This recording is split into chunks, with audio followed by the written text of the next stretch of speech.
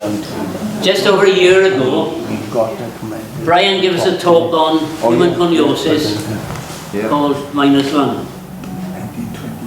And the person's name that turned up was Sidney Fisher. And it's one of those names which rang a bell but meant nothing. So, I started to do some... I heard Brian talk in the Findlay History Society. I then had him to talk here. And after his talk, I started to do some research. So the research is done by Brian, myself.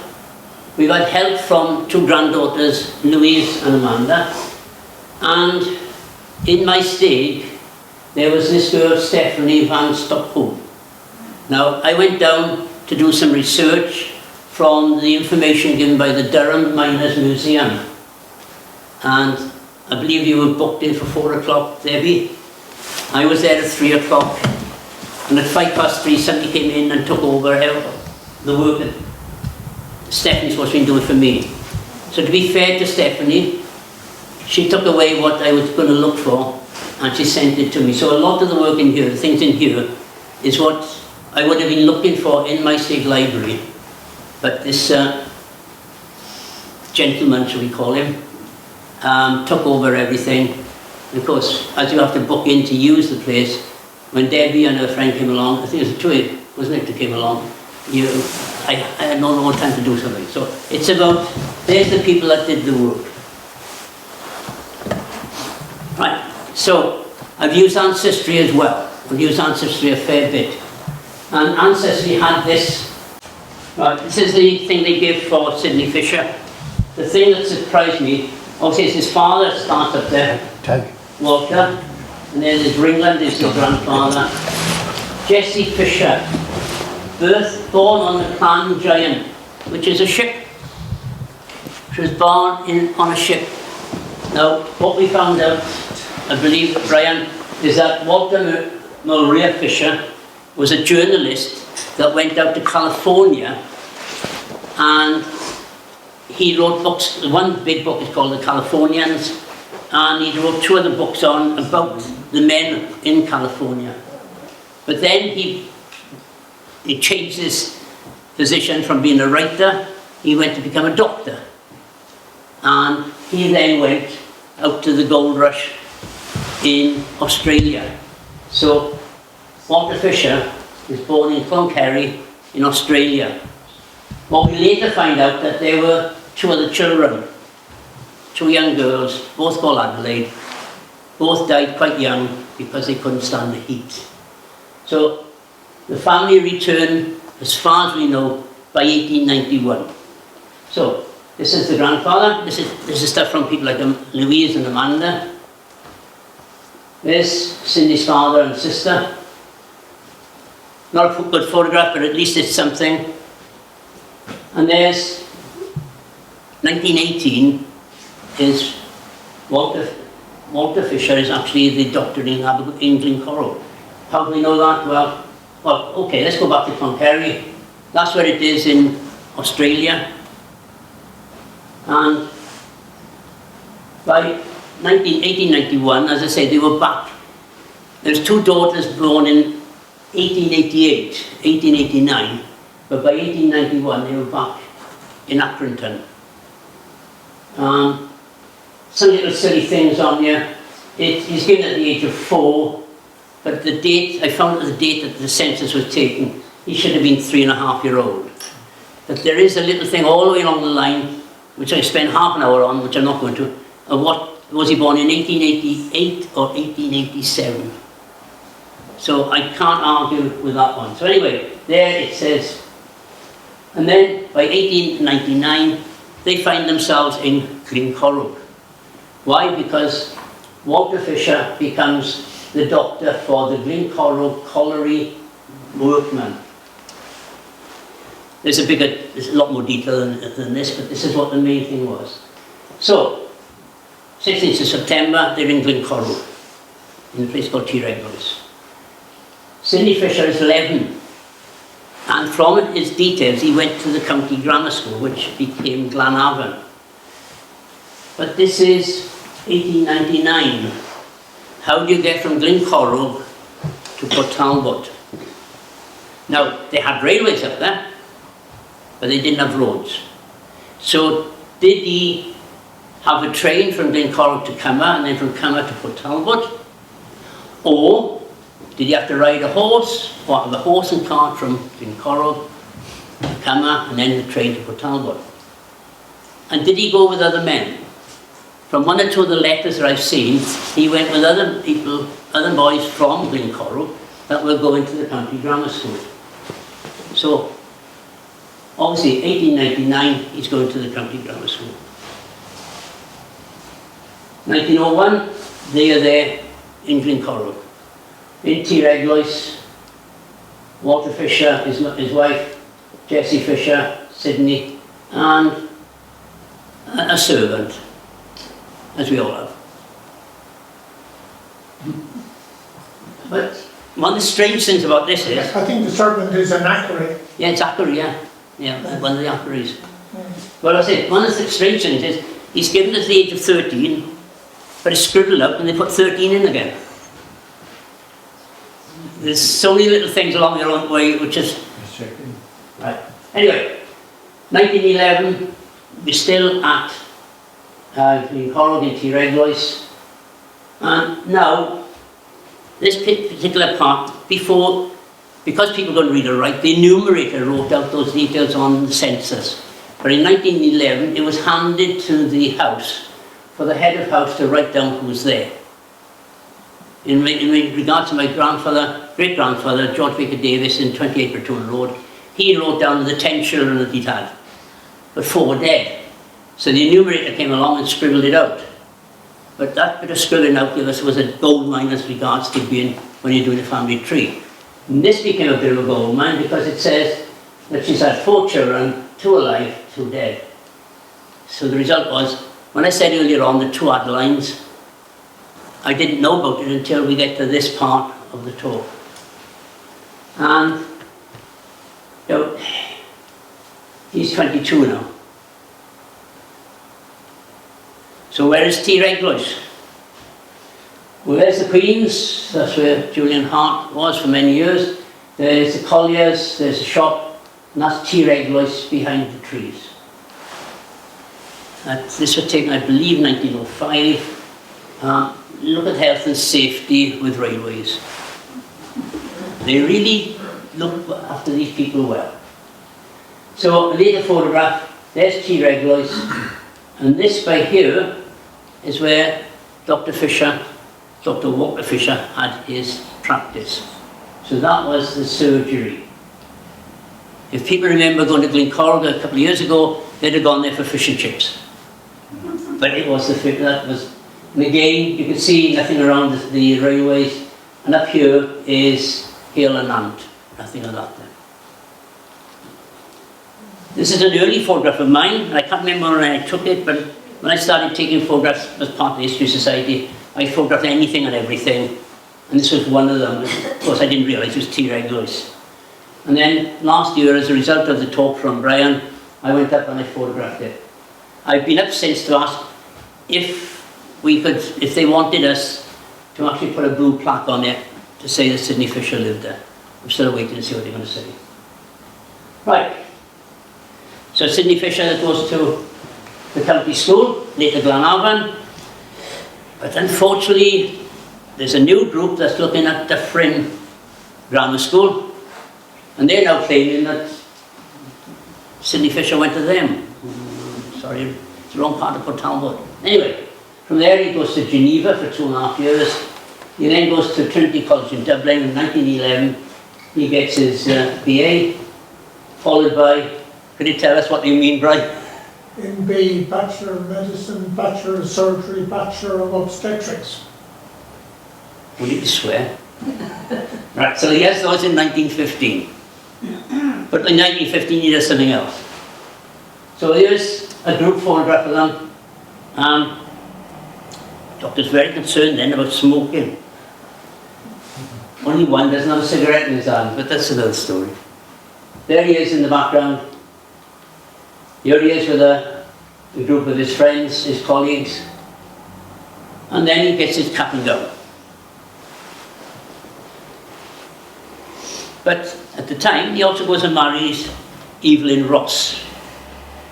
And Evelyn Ross also got a degree in medicine, but she had to do an arts degree before, and I believe she did it in geography, because women didn't do medicine. But as you can see, that photograph says a lot. And to be fair to her, you know, she did medicine. Now, because he's a local lad, in inverted commas, local newspapers report his wedding. 3rd of September 1915 in the Glamorgan Gazette and then in the Western Mail. And he gets married. But 1915 is part way through the Great War, First World War. And he gets married. She comes to Glencorrog with her father-in-law and is the first woman doctor in the valley as far as I know. And the next one that I can find is Elizabeth Taylor, Dr. Davis's daughter, who came to this area as Dr. Elizabeth Taylor.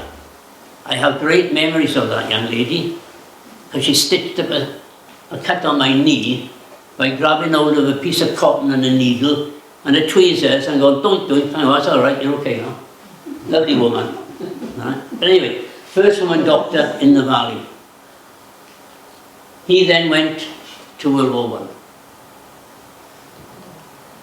In 1919, he returns to Glencorrog and he takes over his father's business of the medical officer to the collieries. So he's got a couple of degrees. Where we go? What does it say for Mrs.?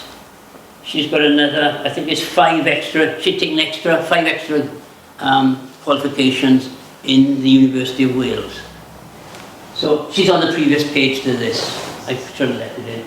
But then I left this one in for the reason that Walter Fisher, Walter Murray, what does DG mean?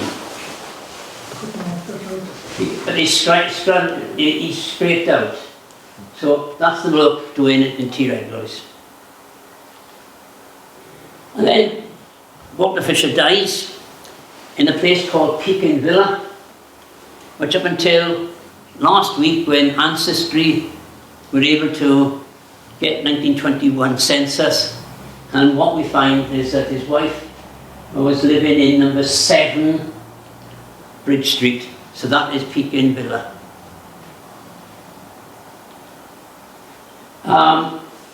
Obviously Sidney took a lot of interest in what was going on. The one thing which you've got to think about, he'd been away till 1919. He'd got friends with people up in Glencorrog that he played with, whatever, went to school with. When he came back, they were now suffering because they'd been working in the mines. And he started on about getting first aid. One of Sidney Fisher's many things that he pushed was first aid. So they started down the first aid hall, an ambulance hall in Glencorrog. And this is in 1922. So he's taking part in the village, he's taking part in village life. But that's a grand day out in T-Reglois. So then, this again part of the Durham Miners Museum have found that for most of the areas you've got these polling lists, and they dragged out this one for Glencorrog, I believe it's 1920, which shows that Sidney and Evelyn Fisher are at T-Reglois. So we know where they are, we know what. Now, this next one is 1926, when Captain Fisher unveils that plaque. Now, if you notice, the plaque's in colour, the rest of it's in black and white. Right? I had the photograph of this for many, many years. This is where that little nagging came in, because it's down as Captain Sidney Fisher. The name struck a bell, but I couldn't work out what it was. So, that's up in Noddfa. Went up to Noddfa, took a photograph, and then by Adobe I put it in place. So that's 1926, but it's Captain Sidney Fisher, not Dr. Sidney Fisher. And then there's a report in the Advertiser, but this came from Louise. And of course, once you read the report, it says Dr. Sidney Fisher. I'd never seen this until sometime last year. So that thing was nagging at me. I knew the name, but I couldn't put anything to it. Right.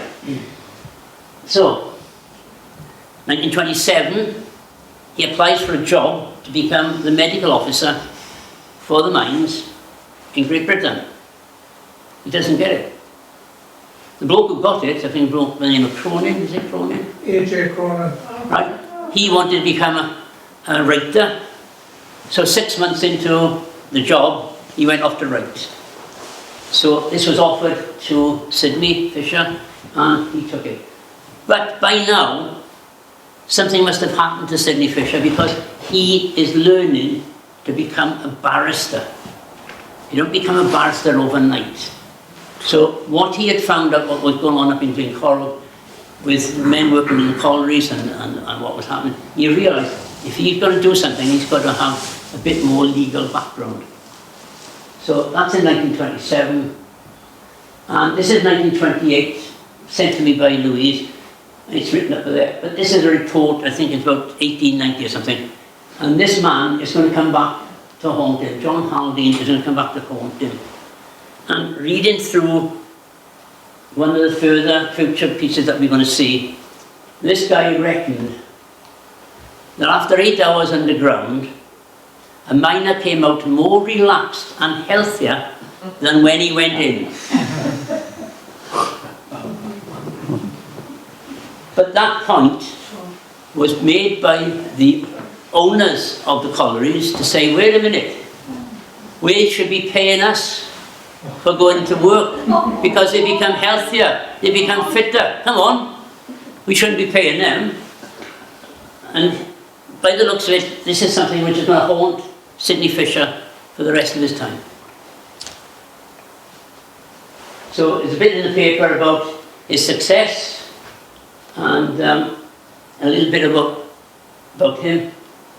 I think there, Byron, he's there as MD at that stage, right? Yeah, he's got his MD, I can't remember the date now, I think his MD is 1920 or 21. Yeah, he got his PhD in Trinity for studying silicosis. Silicosis, yeah, I forgot about that, yeah, silicosis.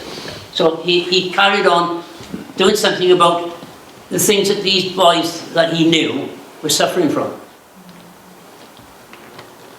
So there he is in his bachelor's, he's now in Lincoln's Inn. And he starts on about first aid in mines.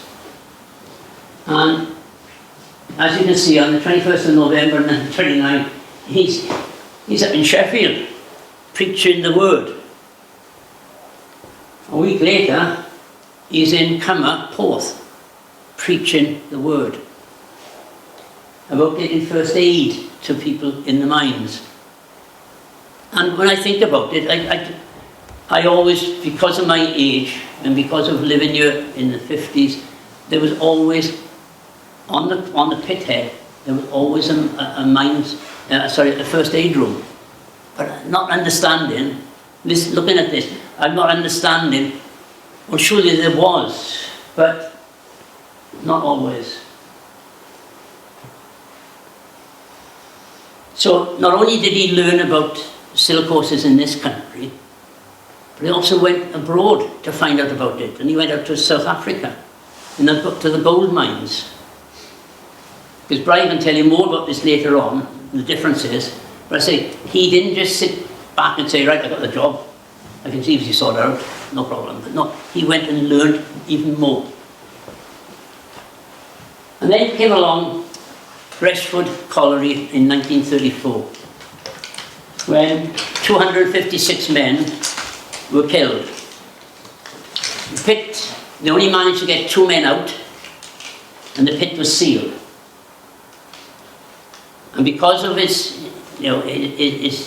concern about what was going on, Sidney Fisher went there, and Sidney Fisher then trained the men to use breathing apparatus, to use first aid, in order eventually in 1935, this is taken by somebody from Italy. There he is in all this breathing gear. Of course, officials, they work hard, don't they? You know, there they are. He's the guy going to do the work, but we got to be in the photograph. And this is one of him going that particular day. This is when they went into the mine to bring out the other 254 men. And if you see by there, it says Greshford, #1 mine opened at what time and St. Closed at what time. He not only helped teach the men how to use the breathing apparatus and the first aid they needed, he was the first man into the mine. He took his canary with him, breathing apparatus, and he went in.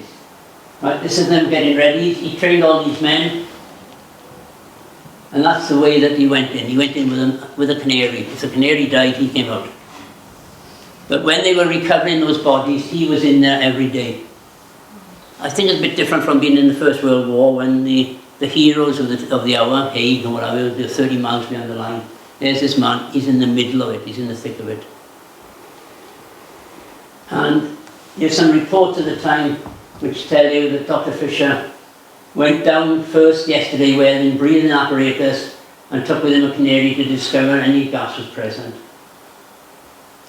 Now, that's the mark of the man, that he was the one that went in first. He didn't ask other people to do it, he did it. Right. Now this one is about Warncliffe Moor Colliery, and the actual inquest is in Barnsley. My best man, Dave, was from Barnsley. So when I saw the name Barnsley, I phoned David up and said, "Do you know anything about this, Dave?" And he says, "Yep, Aunt Maggie." "Yeah, come on then." Right, apparently David's grandfather was the first aider. Not the first aid, but the first aider at this colliery. And his daughter, Maggie, Margaret, wanted to become a nurse. And Dad, in the 1930s, didn't allow, they told the daughters what they were going to do. The men told the daughters, so she couldn't become a nurse. But when this occurred, because he was the first aider, he had a telephone. So they phoned him up and said to get down to the pit. He said to his daughter, "Come on, get dressed, follow me." And for 3 days, she tended to the living, the dying, and the dead. At the end of 3 days, he said to his daughter, "If you want to become a nurse, you can become a nurse." And she was a nurse for 30 years. So that's a baptism of fire, isn't it? So that's the story of this. And of course, there's a question of what happens when they scroll things. A lot of them died of carbon monoxide poisoning. Right? The drama of the dying man says, did they suffer? Well, apparently carbon monoxide, if it takes you, your legs go first. And one of the silliest things that happened to me was that my next door neighbour used to have motorbikes. Billy Wilkins had motorbikes. He also had a Lions made van, and he used to put the motorbikes in the back of the van and take them to various meets. And this particular day, he was out the front trying to start one of the motorbikes. It would start, but it wouldn't run.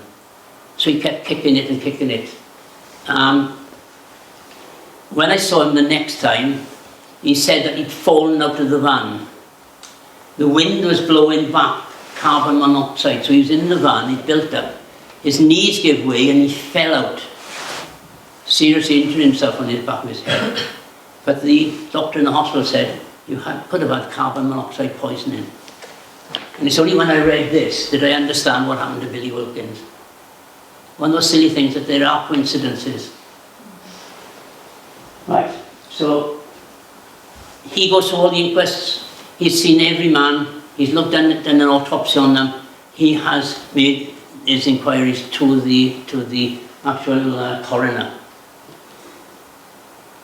And then, I think now it's time for Brian to start telling us about the skin troubles. Dr. Fisher wrote about medical conditions that were prevalent in the mining industry in his role as Chief Medical Officer. And the ones that he particularly emphasised was, as you can see there, nystagmus, which is, I don't know whether people know, but it's a sort of fluttering of the eyes.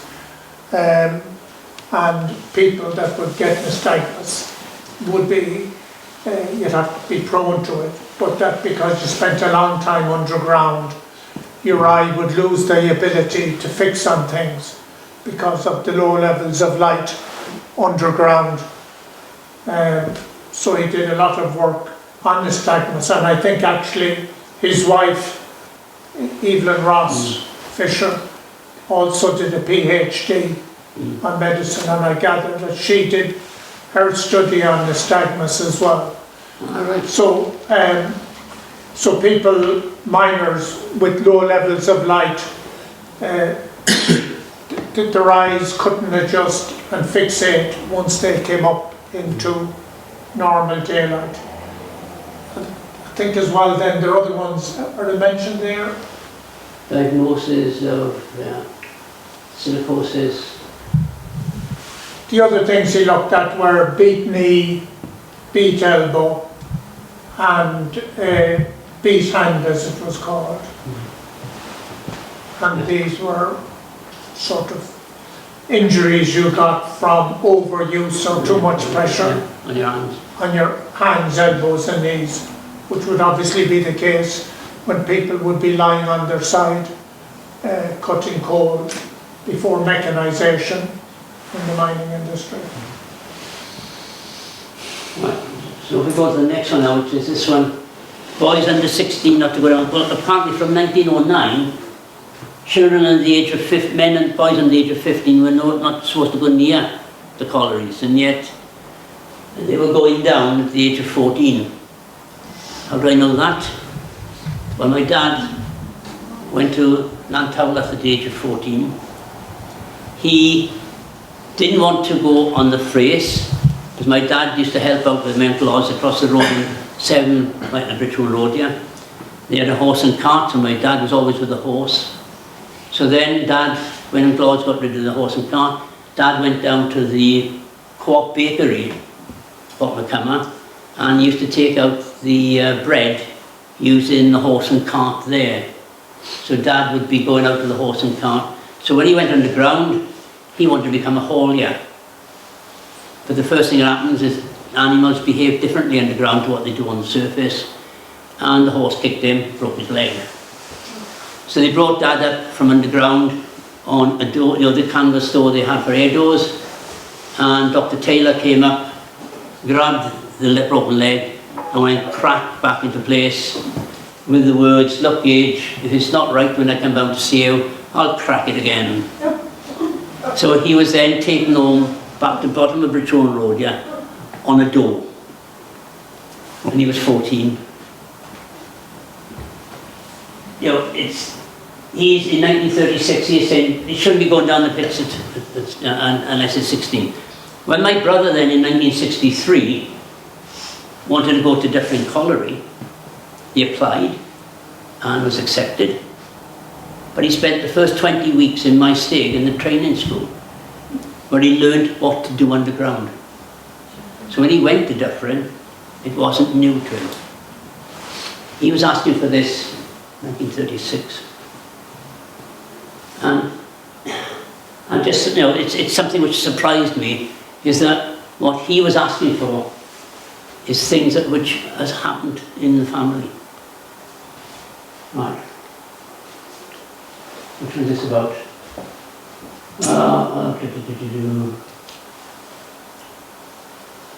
He's still going through this. What's it, Tidbits? One of those papers that most people didn't look at. Yeah, no, that's still on Children Underground. Children Underground, yeah. Well, I can't see it. I got my reading glasses on and I can't see anything. It's stupid. I think I got to get another pair of glasses. Only had them a couple of weeks. I can't see them. So yeah, it's Children Underground.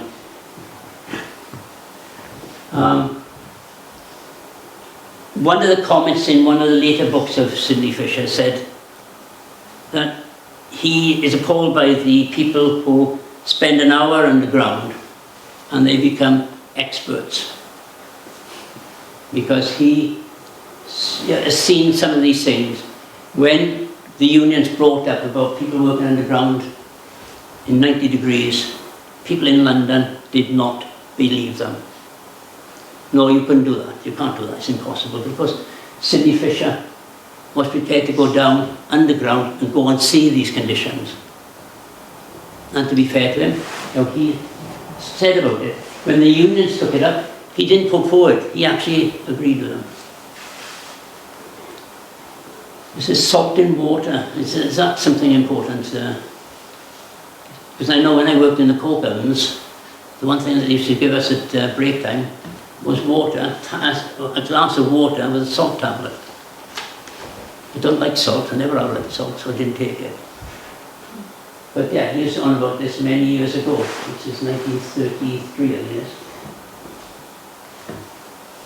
Dress into the coalface, first aid. Getting first aiders to do things at the time has to be done immediately.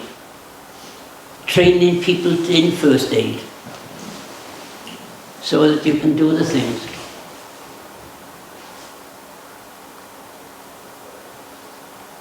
Right, how a man left his last message. I love you, love, I love you. Strolled, but as he said, the man was dying of carbon monoxide poisoning. His legs had gone, but he could still use his hand. He had a little ball of chalk to write things down. And apparently it happened on the Isle of Man.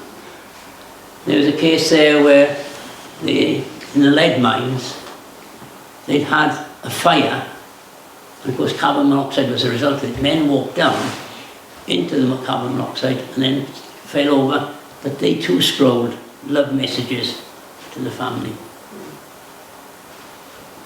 I think Byron mentioned about John Haldane and his role in all of this. John Haldane was a very eminent scientist, and he did an awful lot of work in analysing the reasons why people died in pit explosions and so forth, particularly in relation to the gases that were underground. So a lot of the work that he did was very pioneering and made a fairly significant contribution to making the mining industry at the turn of the century 1900s much safer. And he developed a tremendous reputation as being the leading scientist in relation to health and safety within the mining industry. And I know that Byron said it as a slightly throwaway comment, sort of a joking comment that Haldane mentioned, but it was the fact that because of the campaigning through the early mining unions and political pressure, that mining by the turn of the 1900s was actually pretty safe compared to other industries. But it was only in about the 1910s, 1915, 1920, it was noticed that miners were starting to suffer from major lung diseases which didn't exist previously, and it wasn't clearly understood why that was happening. Yeah, go on. Yeah, so Haldane changes from being, if you like, the hero of the piece to being the devil of the piece, because the explanation as to why this increase in lung disease was taking place wasn't clear. But the one thing that Haldane insisted on was, whatever the reason, the disease in miners' lung wasn't due to coal dust. So his view that coal dust was not a contributory cause to miners getting lung disease set back the safety measures that were needed to make the mining industry much safer. So throughout the 20s into the 30s, Haldane's insistence that coal dust wasn't a contributory factor really prevented a lot of preventive measures taking place. But you can see here that it was obvious to obviously people working in the mining industry, the South Wales Miners Federation, but also to people like Sidney Fisher, is that clearly something was happening, because there was a virtual epidemic of lung disease taking place in the mining industry. And if Haldane was saying that it couldn't be due to coal dust, then what could it be due to? So you can see there in yellow, it was recognised that silicosis was a major cause of lung disease. But clearly this new condition was something other than silicosis, and it wasn't well understood. So this is a summary there of the situation from Sidney Fisher. I think this is what he wrote about, isn't it?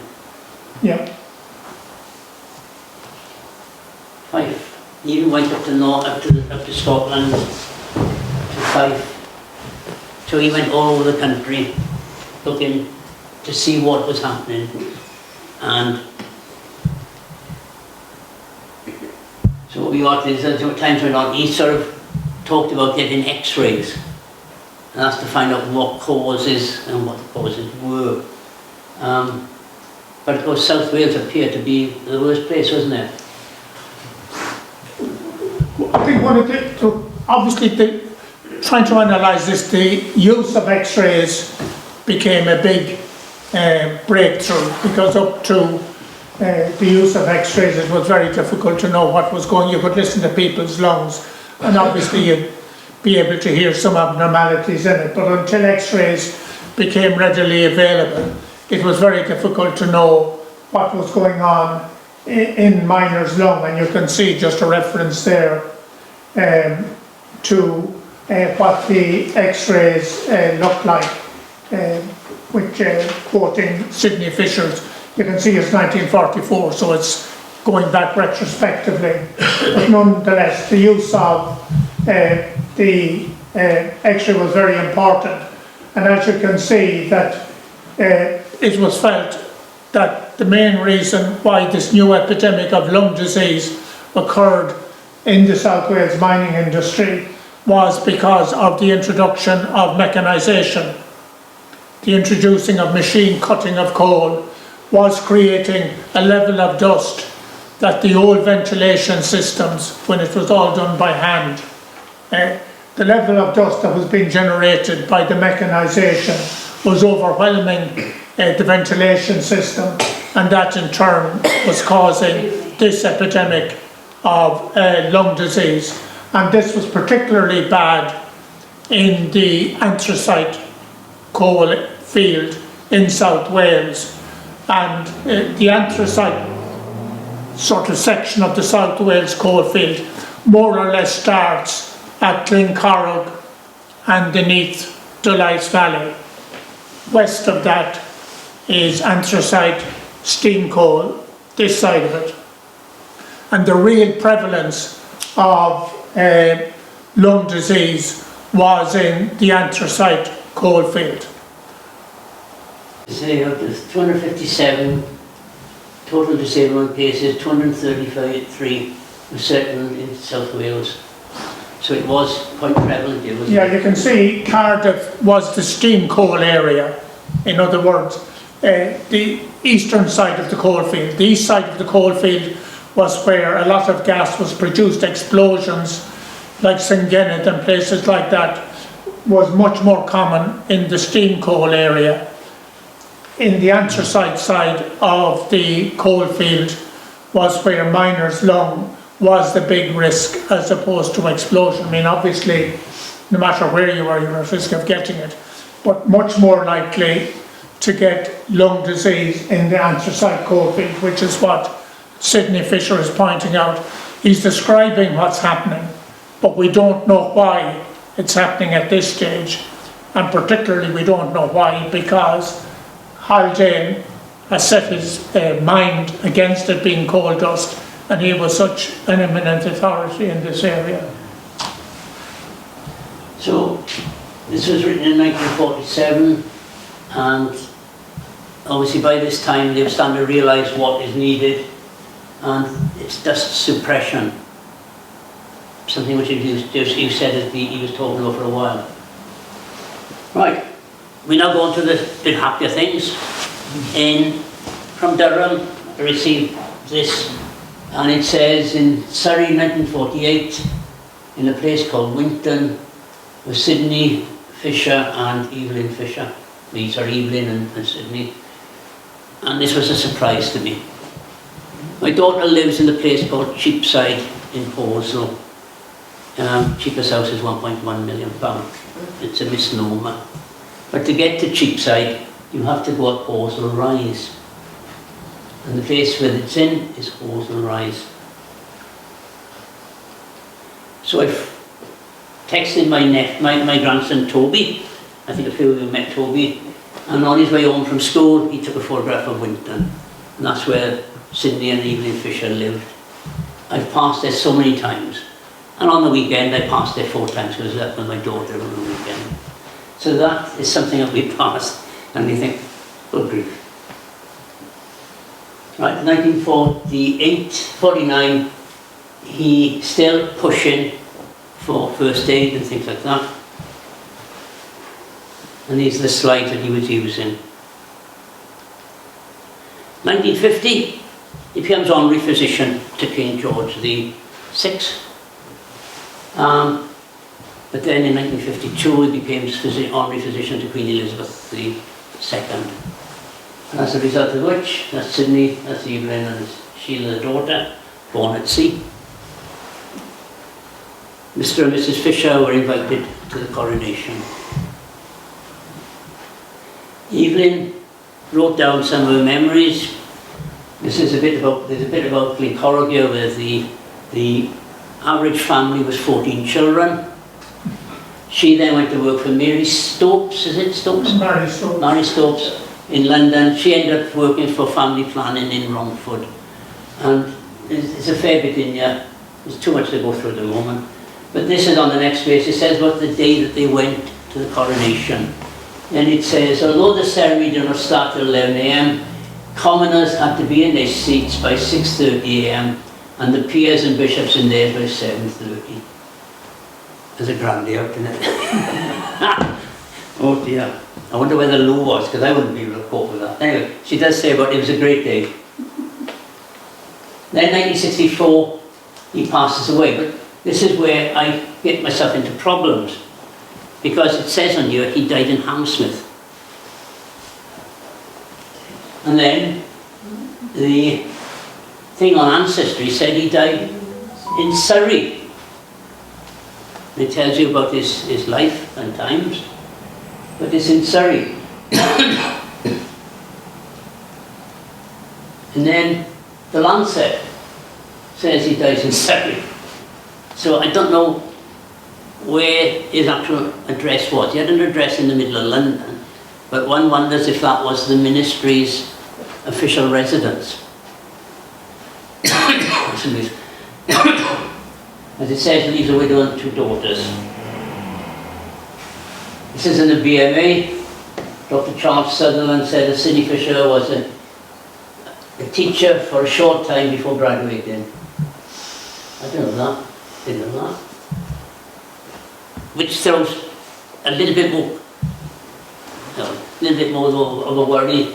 When was he a teacher? So somebody knows something we don't know. I put them in. They are there in that book. You see these. And then he's got his book. There is a copy of that book, which is up there. And when you start to read it, you realise that he's saying some of the people that have been talking have been down the mine for an hour and are now experts. And he feels that they've done the service no good at all. And I think you can understand that. Because when I moved to Cama as a young child, I lived in number 51. In number 50 was Dan John. And Dan John used to go from the top step down to the coal house, which is 32 steps. And it'd take anything from 2 to 3 hours to go down, get a bucket of coal and come back. And as a kid I used to say, I'll do it for you, Mr. John. And he used to say, no son, I'll do it, it's all right, boy. And then when I found out when he died, he was only 50. He was an old man. Right, what other surprises? Well, this was the one that really took me by surprise. Last year my cousin's wife passed away early in the year, and unfortunately I couldn't make it to the funeral. But then, back in December, his daughter passed away. And I went to the funeral and I see that it was the daughter of David and Lynn. And Lynn was L-Y-N. Now, I got a sister-in-law, and her name is Lynn, but it's L-Y-N-N-E. So I said to my cousin, just before Christmas, I said, why was it Lynn?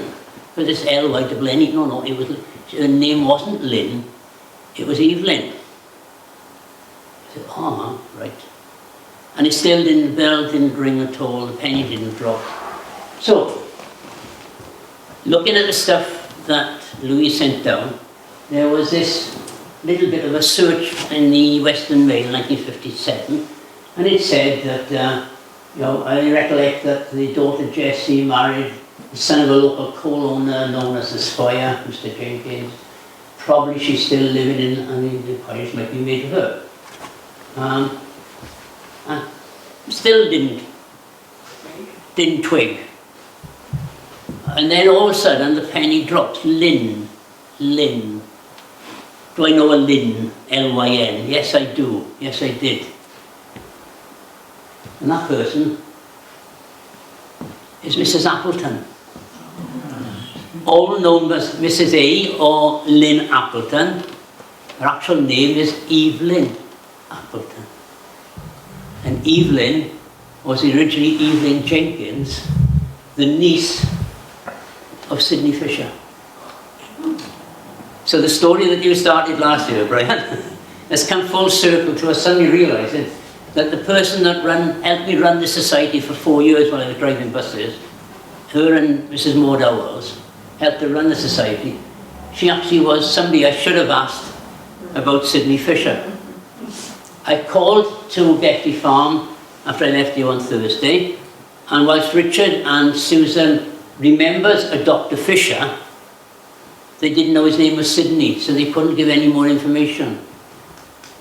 So I doubt whether Mrs. Appleton actually was telling people that her uncle was Sidney Fisher. So the story is starting with Brian, has now come full circle to somebody from Cummer History Society. So, thank you very much. Any questions? Brian will answer them all for you now. Any questions? If I could just say one or two things, just Byron mentioned in passing A.J. Cronin, who was the first inspector, medical advisor, and A.J. Cronin wrote a novel called The Citadel, and The Citadel has been televised, and also there has been film, and also there is a radio podcast. The Citadel tells the story of a GP working in the South Wales valleys, and in particular what that GP did to try and work out what was happening to the miners in terms of their lung disease. And the hero in the novel, in The Citadel, ended up going to London to a big inspectorate job in the civil service in London. So in many respects, A.J. Cronin in the Citadel was pretty much telling his own story, that how he worked in South Wales, in Tredegar, and then went to London. But the novel The Citadel, was published in the 1930s, was regarded as one of the most influential books in bringing the National Health Service forward, because it was very much about how people could organise their own health services, but also the type of corruption and venial practices that went on within the medical profession, particularly through private medicine.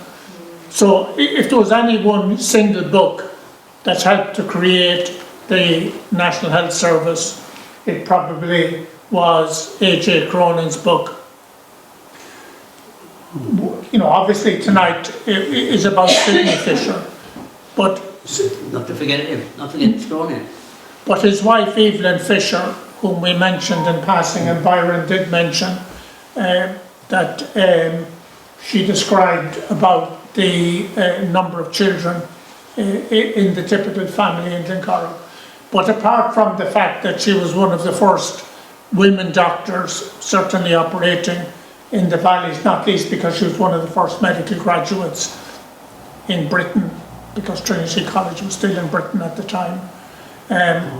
But when she came to South Wales, she seemed to have been pretty active in promoting women's health and children's health and family planning, so that when she left here and went to work with Mary Stopes, it was very much a continuation of presumably what she was doing here.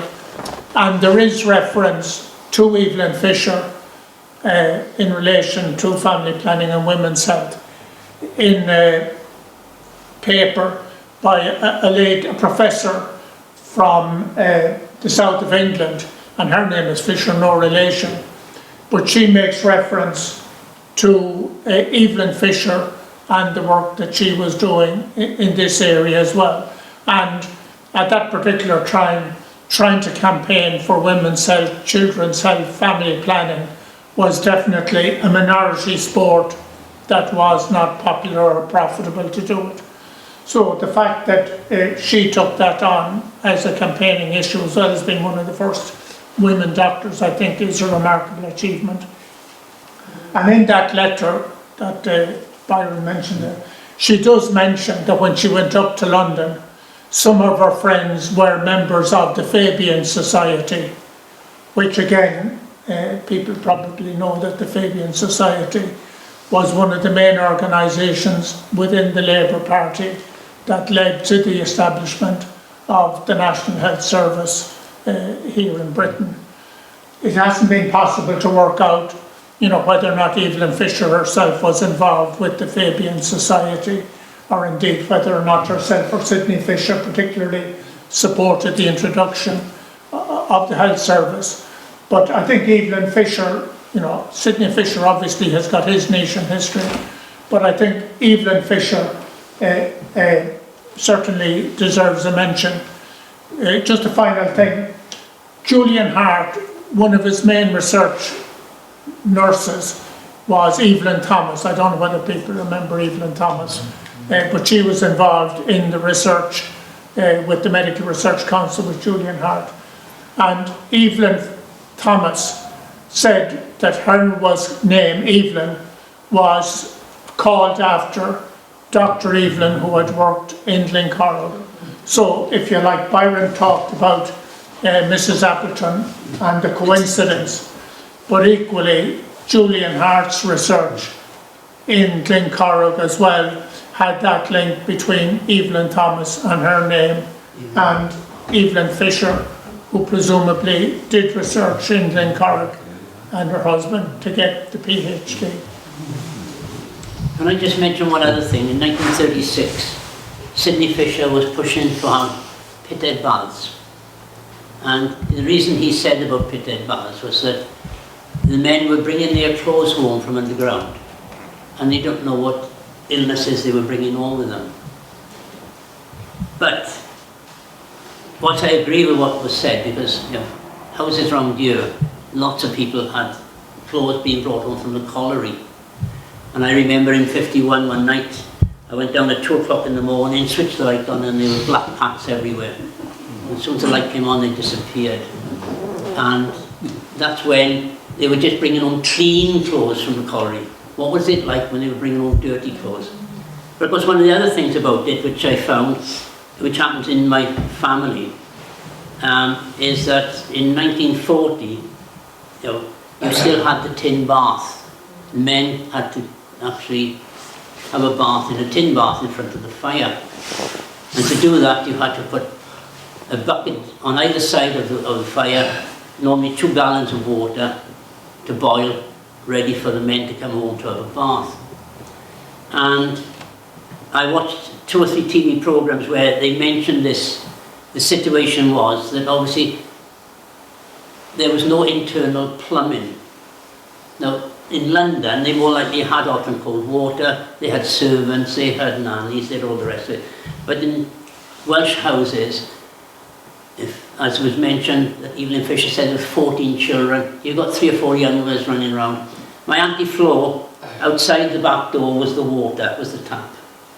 So no inside water, it was outside. So Uncle George is coming home, she puts the bath in front of the fire and she pours 2 boiling hot buckets of water in, and she goes outside to fill them up, to put cold water in. In the meantime, her 2.5-year-old son, Brian, comes running in playing hide and seek. And he runs and he jumps into the actual bath. And 2 days later, he died, which is so sad. But then I read a few other reports. This happened quite a lot in South Wales. Because how can you tell that to people in London? They're more likely to say, well, where was the nanny? Where was the servant? Well, what were they doing? Because mum was the servant, mum was the nanny, mum was everything. And then talking with Rose, my cousin, I said, do you remember how long the tin bath was used? And my Auntie Flo died in 1982. And she still used the tin bath in front of the fire. Yeah. Okay, she didn't have to go outside to get the water. I'm not sure she had hot and cold water, please accept that. She might have to boil the water in the kettle or whatever, but she did have internal water in 1982. But I remember in, I think it was about 1967 or 68, going to the house and Auntie Flo saying, do you want a cup of tea? And I said, oh yes please, and she handed me the kettle. So I go out the back, and of course it's a very cold day. You turn the tap on and nothing happens, and she said, oh, you better take this, and I had to take a hot rag to massage the pipe so I could get some water out to go and put it on the fire to have a cup of tea. So by the time you had a cup of tea, you enjoyed it. Switching the kettle on now, nah, it's so simple, isn't it? Because he was on about this in 1936. When did we start having pitted baths in the valley? It was after nationalisation. 48. Yeah, 48, 49, yeah. I think Brian is 51, isn't it? Yeah, you're the 50s. I think Coinnet was the first one, 47 or 48. In Coinnet, we used that in the film, Blue Star. Blue Star, yeah. Yeah, the scenes for in Blue Star in the pitted bars were filmed in Coinnet. So a lot of what Sidney Fisher wanted to do, I can actually equate to my family, which has been such a surprise. But obviously, from my point of view, he doesn't, merit that blue plaque of being Glencorrell.